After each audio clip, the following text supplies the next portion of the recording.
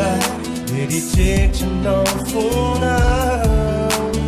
ezaka diarajigno anao fa ny fitiavako anao ty peloko Mifotsy afaka anadino anao fa mitady fity misaiko tsy afaka tseritreritra anao fa mitady fity avana fitiavana tsy mety maty tsy borava tenako mitsara tsisy anao mantany tenao draindray hoe misy mihoatra ihany ve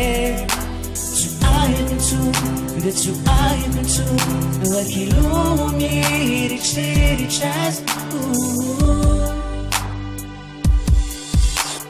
itako mamaly motsinje de antso mafatsisay malailo anao foko mite mitady fitiavana ny foko tsy afaka anadino anao fa mitady fity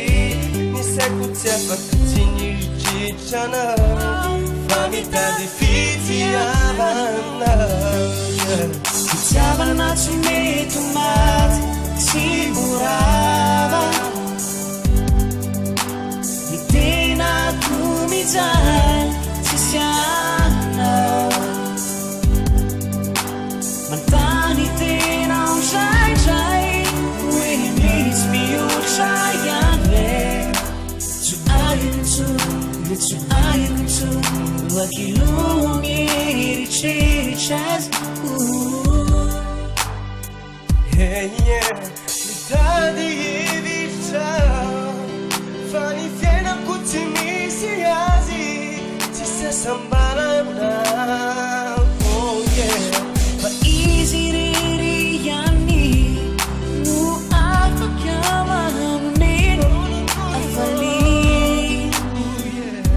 ny foko tsy afaka anadino anao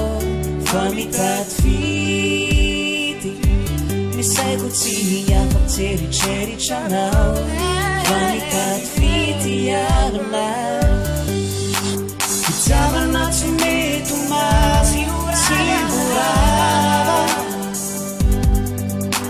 ny tenako mizara tsisy anao